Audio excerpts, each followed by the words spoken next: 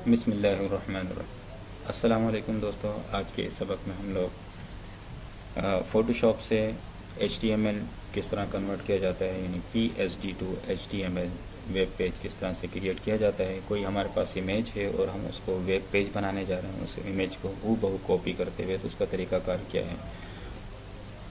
तो for example हमारे पास अगर कोई एक पेज है जिसे हम, जैसे कि ये एक पेज है, इसको हम किस तरह से कन्वर्ट करेंगे इस इमेज को HTML के अंदर। तो आइए देखते हैं, इसको स्टार्ट करते हैं। कैसे स्टार्ट करते हैं, तो हम यहाँ से फ़ोटोशॉप को रन कर लेते हैं। फ़ोटोशॉप में हम इसको ओपन करेंगे इस फाइल को, और ओपन करने के बाद यहाँ से हम कंट्रोल R की प्रेस कर लेते हैं ताकि हमें ये रूलर्स नज़र आ जाएं। और यहाँ से हम गाइडलाइन को ऐड कर देंगे अपने इस पेज के अंदर, ताकि उस गाइडलाइन के हिसाब से हम अपने इस साइज़ को मेंशन कर सकें कि इसका साइज़ कितना है कितना नहीं है। ये जानने के लिए हमें यहाँ से गाइडलाइन को ऐड करना होगा। और इसी तरह से यहाँ पर हम इसका साइज़, विड्थ और हाइट लेने के लिए यहाँ से हम इसको ऐड कर देंगे राइट साइड और लेफ़्ट साइड पे। और जैसे कि हम यहाँ पर इसको ऐड कर रहे हैं, और ये इसी तरह से इसकी ये हेडर हमारे पास कहाँ तक है, इसको हमने इसमें ऐड कर दिया। और हेडर के बाद ये जो वाइट स्पेस हमें नज़र आ रहा है, इस पे भी हमने यहाँ पर गाइडलाइन लगा दी ताकि हम यहाँ से साइज़ इसका आसानी से ले सकें। यहाँ आ जाते हैं। यहाँ आने के बाद हमने इसको लेफ़्ट साइड पर भी इसकी गाइडलाइन ऐड कर दी, तो इस वक्त हमारे पास ये ऐड हो जाएगा।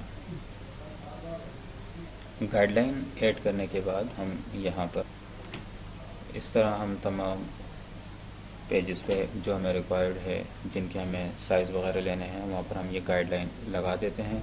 और जैसे कि इस पे भी हमने ये गाइडलाइन लगा दी, फूटर के ऊपर भी। और जो थोड़ी बहुत सेट करनी है, ऊंची नीची गाइडलाइन हो गई, इसको हम जूम इन करके चेक कर लेते हैं और इसे सेट कर देते हैं।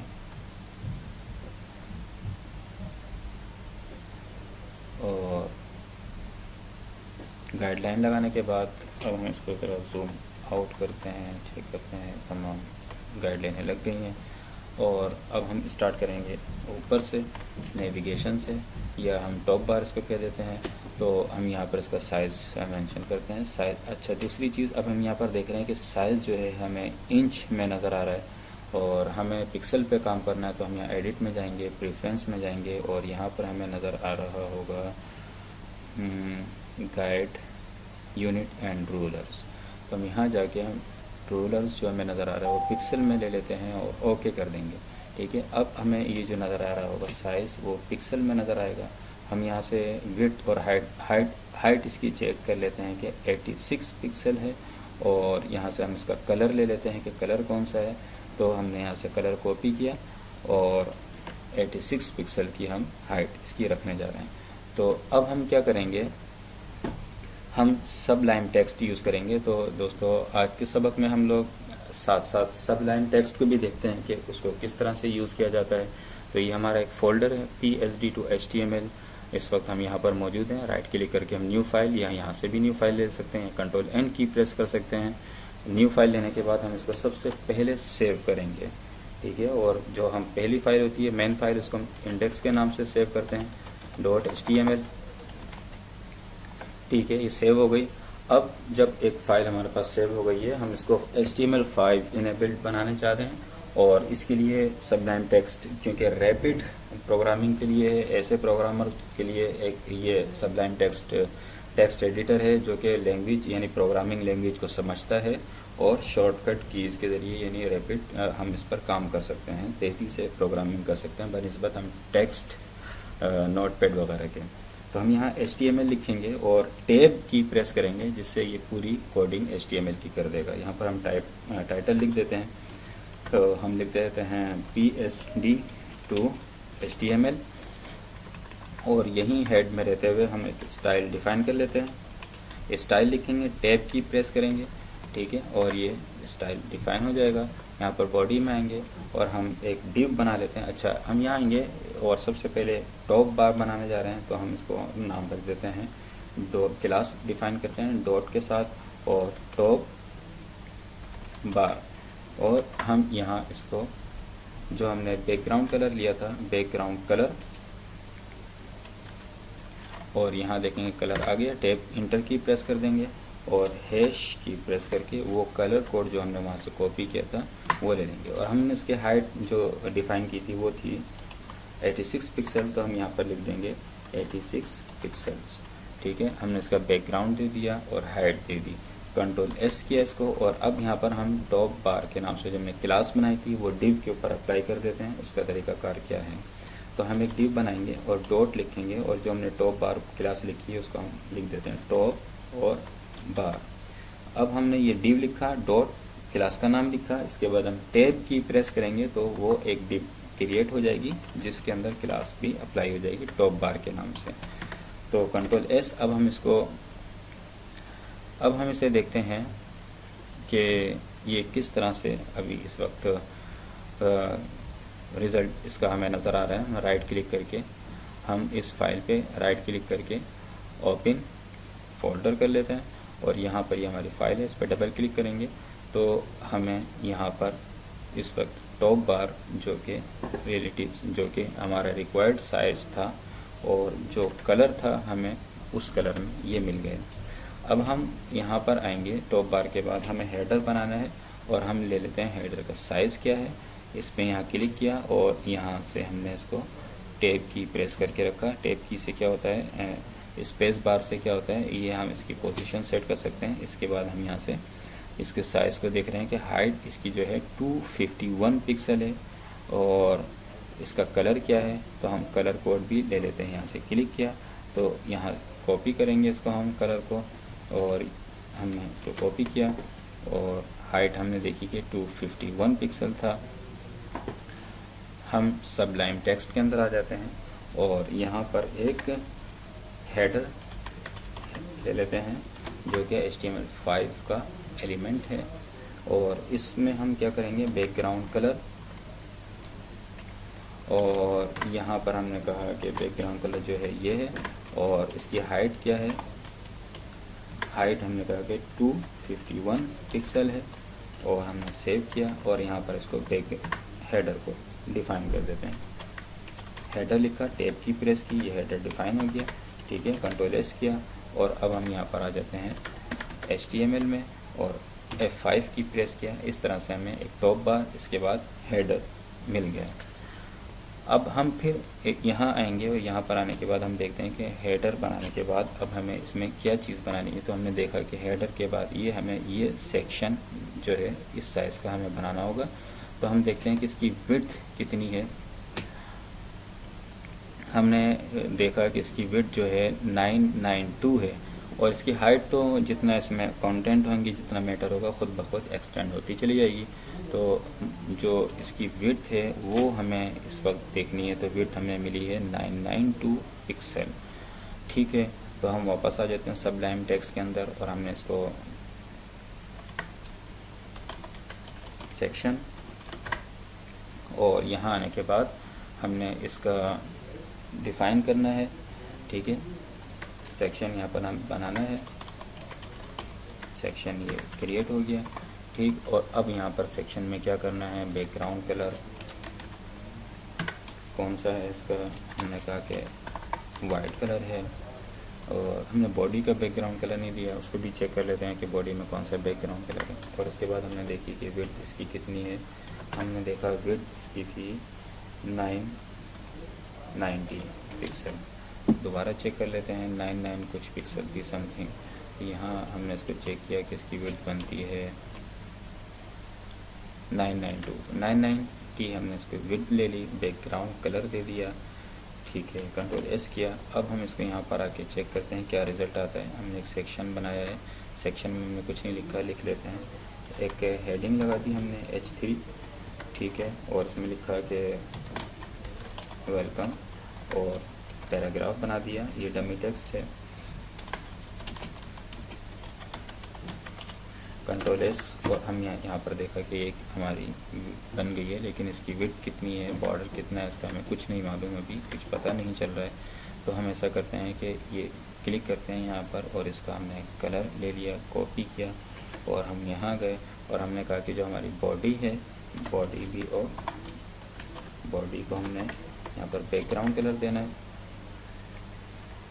और हमने कहा कि जो कलर था वो हमने कॉपी किया था उसको यहाँ पेस्ट कर दिया। अब यहाँ पर आके हम लोग इसको चेक करेंगे कि बॉडी का कलर, अब हमें ये नज़र आ रहा है कि ये जो वेलकम था हमने जो लिखा था ये यहाँ पर हमें इस तरह से साइड में नज़र आ रहा है और फासला भी है। तो ऐसा करते हैं कि जो तमाम फासले हमें नज़र आ रहे हैं इसको हम मास्टर रीसेट हमें यहाँ पर अप्लाई करना होता है। अभी हम उसको नहीं देखते कि मास्टर रीसेट क्या होता है, लेकिन अभी हम यूँ कर लेते हैं कि स्टेरिक यानी तमाम के तमाम एलिमेंट उनकी क्या हो जाए, मार्जिन क्या हो जाए, ज़ीरो हो जाए, ठीक है, और पैडिंग वो भी ज़ीरो हो जाए। तो इसको अब हम यहाँ पर अप्लाई करने के बाद अब हम जाएंगे HTML में और हमने देखा कि जो हमें स्पेस नज़र आ रहा था डिफ़ॉल्ट 5 पिक्सल वो ख़त्म हो गया है, सबका मार्जिन पैडिंग ज़ीरो हो गई है। अब हमें इसको सेंटर में करना है और इस तरह से जैसे कि हमें यहाँ पर नज़र आ रहा है यहाँ तक इसको लेकर आना है।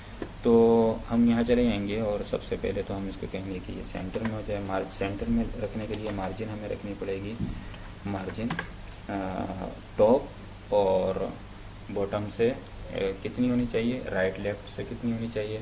हमने कहा कि टॉप से जो है मार्जिन अभी हम नहीं देते, टॉप से ऑटो कर देते हैं तमाम जानिब से। तो इससे क्या फ़र्क पड़ेगा, यहाँ पर आ जाएंगे दोबारा HTML में, इस पर क्लिक करेंगे तो हमने देखा कि मार्जिन ऑटो करने से या राइट और लेफ़्ट ऑटोमेटिकली सेट हो गई। अब हम इसको मार्जिन टॉप से जो है हम इसको ऊपर करने जा रहे हैं। तो हम इसमें चले जाएंगे PSD में और हम देखेंगे कि इसका ऊपर से कितना फासला है। ये यहाँ से शुरू हो रही थी, ठीक है, लेकिन ये टॉप पर यहाँ चली गई है। तो इसका मतलब हो गया कि हम इसको थोड़ा सा जूम कर लेते हैं और जूम करने के बाद हम यहाँ से एक रूलर में से एक गाइडलाइन लगाते हैं और हम देखते हैं कि इसका यहाँ से कितना फासला बनता है। यहाँ से लेकर यहाँ तक ये गई है हाइट इसकी 215 पिक्सल्स। तो अब हम वापस अपने इसमें चले जाते हैं और हम कहेंगे कि सेक्शन जो है इसकी मार्जिन जो टॉप है, यहाँ टॉप राइट बॉटम लेफ़्ट इस तरह से मार्जिन होती है। तो हमने कहा कि 215 पिक्सल जो है ये टॉप से हो जाएगा, ठीक है, और बॉटम से 0 और बाकी राइट और लेफ़्ट से ऑटोमेटिकली सेंटर में आ जाएगा। अब हम यहाँ पर जाते हैं तो हमने देखा कि ये 215 पिक्सल नीचे चले गए, हम ऊपर लेकर जाना चाहते थे तो हम इसके लिए हम जो 215 पिक्सल से पहले माइनस में कर देंगे तो ये ऊपर चली जाएगी।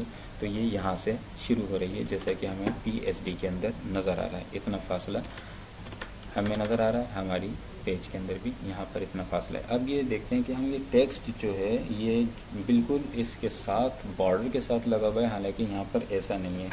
तो यहाँ पर हम चेक करते हैं कि यहाँ पर कितना फासला है इसमें। तो हमने देखा कि यहाँ पर टॉप से जो टेक्स्ट है वो इसकी 24 यानी हाई 24 पिक्सल टॉप से फासले पर है और जो लेफ़्ट और राइट है वो कितने पिक्सल है, हमने देखा कि 29। तो 24 और 29 यहाँ पर आ जाते हैं। यहाँ पर आने के बाद हमने कहा कि पैडिंग जो है इसकी और टॉप से 24 पिक्सल है और लेफ़्ट और राइट 29 पिक्सल है और इसको हम यहाँ पर से सेव कर देते हैं। और एक चीज़ हम नोट करेंगे, इसका साइज़ इसकी वजह से एक्सटेंड हो गया और इस पर हम इसके साइज़ को कंट्रोल करने के लिए कि हमने लेफ़्ट और राइट जो इसका साइज़ दिया है वो ये है 29 पिक्सल। हम 29 पिक्सल राइट से 29 पिक्सल लेफ़्ट से इसको ज़्यादा कर रहे हैं तो हम इसकी विड्थ में से इसको कम कर देंगे। तो इसके लिए हमें कैलकुलेटर का यूज़ करना होगा। 29 प्लस 29 ये हो गया 58। इसको हम माइनस करेंगे किसमें, 990 पिक्सल माइनस 58 पिक्सल तो ये होता है 932 पिक्सल्स। तो हम यहाँ आ जाएंगे और इस पर 990 के बजाय 932 पिक्सल हो जाएगा। तो ये एग्जैक्टली वो साइज़ मिल जाएगा जो हमें जो क्लाइंट को रिक्वायर्ड है, ठीक है। तो फासला भी हमें मिल गया और साइज़ भी हमें वही मिल गया जो हमें चाहिए था। अब इसके बाद हम देखते हैं कि हमारे पास इसमें क्या चीज़ है जो हम बनाने जाएंगे सेक्शन के बाद। तो हम देखते हैं कि सेक्शन के बाद फूटर है। फूटर को बनाने के लिए हमें क्या करना होगा कि इसका साइज़ यहाँ से देखना होगा कि क्या है, 44 पिक्सल है। और इसके बाद हम ये देखते हैं कि ये जो ग्रीन रंग की लाइन नज़र आ रही है इसको हम किस तरह से हैंडल करेंगे कि तो ग्रीन रंग की जो लाइन है वो है 7 पिक्सल, 44 पिक्सल और 7 पिक्सल, ठीक है। और कलर कौन सा है इसका, तो हम यहाँ गए कलर पिकर से कलर ले लिया और कॉपी कर लिया। 44 पिक्सल, 7 पिक्सल और ये कलर है। यहाँ आ जाते हैं हम, यहाँ पर आके इसको फूड के नाम से एक क्लास डिफ़ाइन कर लेते हैं। तो हमने एक क्लास डिफ़ाइन करनी है फूड के नाम से, यहाँ क्लिक किया .FOOT फूड, ठीक है। और हमने यहाँ पर बैकग्राउंड कलर सबसे पहले ले लिया और यहाँ हैश पेस्ट और हाइट इसकी कितनी थी 44 पिक्सल थी, ठीक है। और इसके साथ ही ये जो इसकी मार्जिन थी वो हमने ऑटो रखनी है। और अब हम इसको अप्लाई कर देते हैं सेक्शन के बाद। हमने कहा कि div.foot, ठीक है। और हमने कहा कि फूटर, और अब हम ये देखते हैं कि ये जो दिस इज़ फूटर लिखा हुआ नज़र आ रहा है ये किस तरह से हमें यहाँ नज़र आएगा। तो हमने क्लिक किया, एक फूटर बन गया और इसकी विड्थ हमने नहीं दी है, तो विड्थ हमने जो कि सेक्शन की दी थी वही यहाँ पर हम इसकी देंगे। तो हमने कहा कि विड्थ 990 पिक्सल्स सेट हो गया। अब इसका बॉर्डर जो है टॉप में वो क्या है, कौन से कलर में, हमने इस पर क्लिक किया, यहाँ से कॉपी किया इसको और हम यहाँ चले गए, हम इसको एज अ बॉर्डर ले लेते हैं। तो फूटर का जो बॉर्डर हमने बॉर्डर टॉप, और हमने कहा कि कितना 7 था, 7 पिक्सल, ठीक है। और सॉलिड, और कलर क्या था उसका बॉर्डर का, ये था। तो हम इसको चेक करते हैं कि किस तरह से ये हमें नज़र आ रहा है। तो इसका बॉर्डर आ गया टॉप पर 7 पिक्सल। अब ये टेक्स्ट हमें यहाँ पर सेंटर में नज़र आना चाहिए और कलर भी इसका अलग होना चाहिए। तो हम वापस आ जाते हैं यहाँ पर। हमने कहा कि जो फूट है इसमें जो टेक्स्ट जो भी होगा उसका कलर जो होना चाहिए वो होना चाहिए लाइट में। और अब हम देखेंगे कि कलर हमें अवेलेबल हो गया। अब इसी तरह से इसके लाइन सेंटर में नहीं है, हमने कहा कि टेक्स्ट अलाइन, इसकी हम कर देते हैं टेक्स्ट अलाइन, हमने कहा कि सेंटर, और सेव किया, टेक्स्ट अलाइन सेंटर हो गई। अब वर्टिकली सेंटर कैसे लेके आएंगे, तो हम कहेंगे लाइन हाइट इसकी वही हो जाए जो कि इसकी हाइट थी फूटर की। तो इस तरह से हमने यहाँ पर इसका फूटर भी बना लिया जो कि हमें यहाँ पर इस तरह से नज़र आ रहा था। तो ये हमने सेक्शन बना लिया, इसका फूटर बना लिया, यहाँ पर हेडर भी बन गया इसका और ये सेंटर में नज़र आ रहा है। अब हम इसको देखते हैं कि अगर हम इसमें कंटेंट को ऐड करते हैं, जैसे कि हम यहाँ गए और हमने यहाँ पर सेक्शन में कुछ कंटेंट ऐड कर दिए। ये हमारे पास सेक्शन ये पैराग्राफ, ठीक है, हमने लाइन ब्रेक लगा दी और इसी तरह से हम इसको कई मरतबा रिपीट कर देते हैं, ठीक है। तो हमें ये किस तरह से नज़र आता है। तो ये देखें, हमें अपना पेज इसी तरह से जैसे कि हमने PSD में बनाना था वो हमारे पास यहाँ पर आ गया। अब इसके बाद हम देखते हैं कि ये यहाँ कुछ टाइटल वगैरह है और ये मेन्यू बना हुआ है, तो इसको हम किस तरह से हैंडल करेंगे। तो हमने देखा कि ये जो टाइटल है और ये सब चीज़ें जो है इसी एरिया के अंदर आ रही हैं जितना हमारा सेक्शन है। तो हमने इसको फुल स्क्रीन का बनाया हुआ है जैसे कि हमें यहाँ नज़र आ रहा है, और हमें टाइटल इस एरिया के अंदर रखना है। तो इसके लिए भी हमें ऐसा करना होगा कि हम जो टॉप बार के नाम से बनाया था उसके अंदर हमें एक और बना लेते हैं, जिसको हम लेते हैं कि टॉप बार चाइल्ड। तो हम इसको यहाँ जाएंगे और यहाँ पर टॉप बार जो बनाया था हम इसके बाद हम लगा देते हैं डॉट टॉप चाइल्ड, और इसकी भी हम साइज़ जो है वही रखेंगे जो कि हमने फूटर वगैरह का इसका सेक्शन का रखा था और जो पैडिंग वगैरह हमने रखी थी। यानी ये जो हमने बनाया था यहाँ पर बैकग्राउंड कलर वगैरह छोड़कर यहाँ पर हम इसको पेस्ट कर देंगे, और पेस्ट करने के बाद हम बैकग्राउंड कलर तो हमें नहीं चाहिए, बैकग्राउंड कलर को छोड़ देते हैं। विड्थ इतनी होगी, मार्जिन और पैडिंग भी यही होगी। कंट्रोल एस किया। अब हम टॉप चाइल्ड के नाम से टॉप बार के अंदर एक डिव बना लेते हैं, डिव डॉट टॉप चाइल्ड के नाम से, और इसमें हम लोग H3 यानी हेडिंग लिखेंगे। और हमने PSD to HTML5। इसको हमने सेव कर लिया। सेव करने के बाद अब हम इसको देखते हैं कि क्या रिज़ल्ट आता है। तो हमने देखा ये ऊपर चला गया। क्यों चला गया ये ऊपर? तो हम यहाँ वापस आते हैं। यहाँ देखा हमने कि जो हमने टॉप चाइल्ड है उसकी जो हमने मार्जिन रखी है वो हमने गलत दी है। तो हम इसको यहाँ से सिर्फ ऑटो ही रख देते हैं, ठीक है, ताकि ये अलाइनमेंट सेंटर में हो जाए।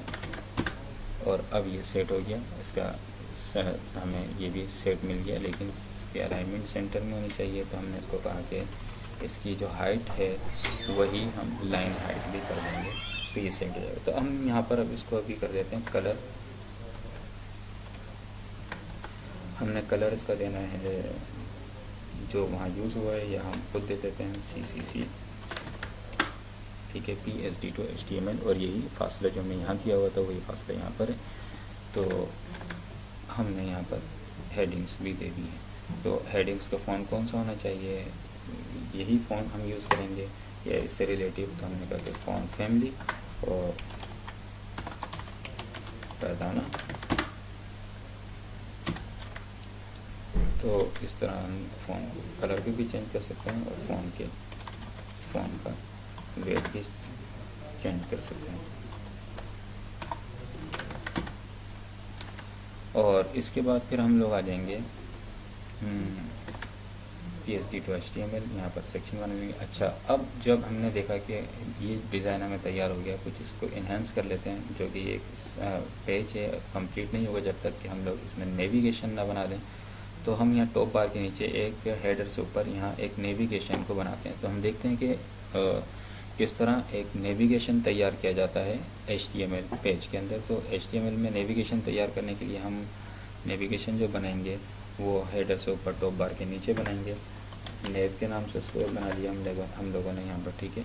और यहाँ हम इसको क्रिएट करेंगे हेडर से पहले। नेव का एक टैग यूज़ किया हम लोगों ने, और नेव के अंदर हमने एक UL बनाया, क्योंकि नेविगेशन अनऑर्डर लिस्ट के ज़रिए बनाया जाता है। और इसमें हमने और इसको हम कॉपी कर लेंगे। ये हमारे पास कुछ चंद लिंक्स हैं जिनका हम यहाँ पर नाम रख देते हैं, जैसे कि होम,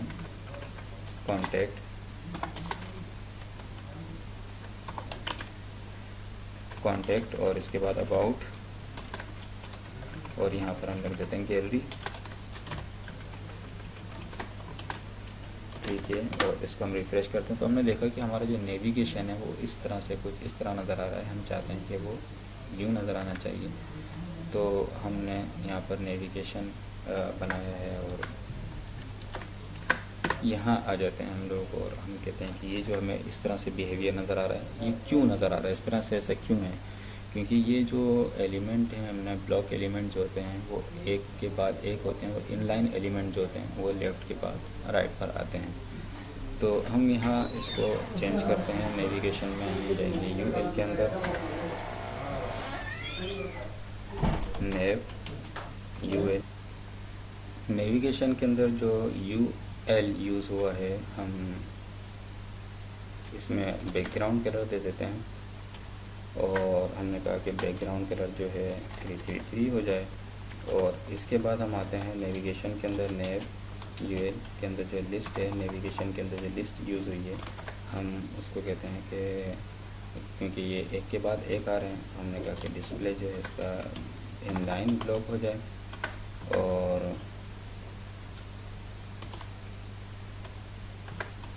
लेफ़्ट हो जाए। तो अब देखते हैं कि अब हमें किस तरह से नज़र आ रहा है। रिफ्रेश करते हैं तो अब हमने देखा कि ये सेट हो गया। तो अब हम आ जाते हैं यहाँ पर नेव के अंदर, लिस्ट में जो A है वो मार्क, उसकी पैडिंग क्या होनी चाहिए? पैडिंग हमने कहा कि 10 पिक्सल कर लेते हैं। तो पैडिंग हमें ठीक से नज़र नहीं आ रही, तो इसलिए हम क्या करेंगे, नेविगेशन के अंदर UL है, हम उसको करेंगे कि ओवरफ्लो जो है वो ऑटो हो जाए। इस वक्त ये इसकी पैडिंग वगैरह सेट हो गई है। ओवरफ्लो हमने ऑटो कर दिया, ये ओवरफ्लो हम कर देते हैं हिडन। ठीक है, अब हम इसमें चले जाएंगे डिस्प्ले ब्लॉक और यहाँ चले जाएंगे डिस्प्ले इनलाइन ब्लॉक। अब ये हमारे पास सेट हो गया।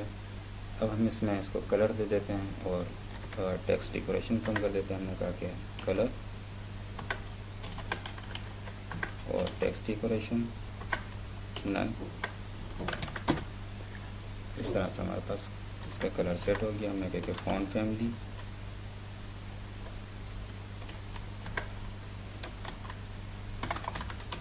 वर्दाना और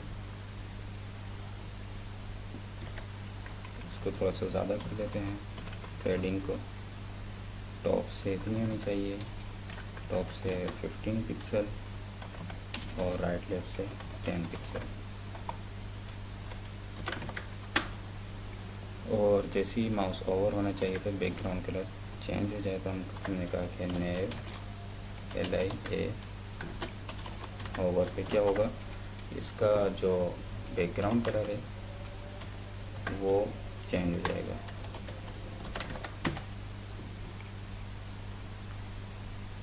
तो इस तरह हमने एक नेविगेशन भी क्रिएट कर लिया। और अब हम चाहते हैं कि एक फूटर जो कि बॉटम में आ जाए। अब हम चाहते हैं कि अगर ये नेविगेशन है और इस पर हम स्क्रॉल करेंगे तो ये स्टिक की पोजीशन पर यहाँ पर रुक जाए। जैसे कि हम इसको स्क्रॉल करके लेकर आते हैं तो ये ऊपर जा रहा है, ऐसा नहीं होना चाहिए।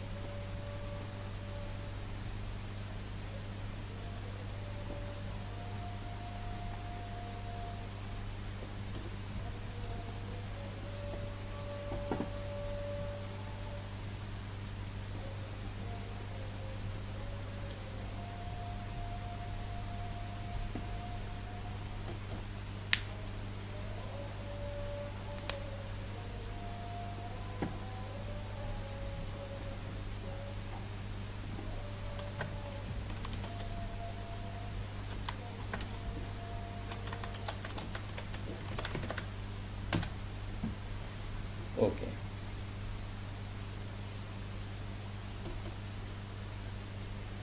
अब ये ऐसा करते हैं कि यहाँ पर एक फूटर भी दे देते हैं जो कि फिक्स रहे और बॉटम के अंदर रहे।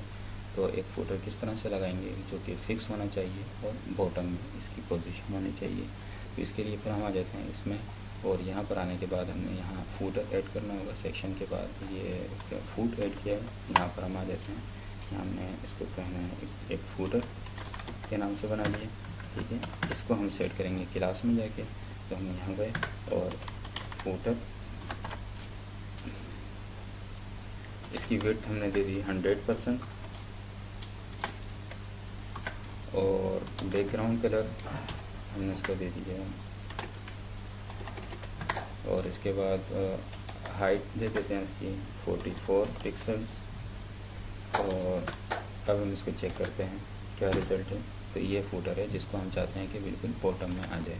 तो इसके लिए हम कहेंगे कि पोजीशन और फिक्स्ड और लेफ़्ट से इसके साइड क्या होना चाहिए और बॉटम से 0। तो इस वक्त ये बॉटम में चला जाएगा।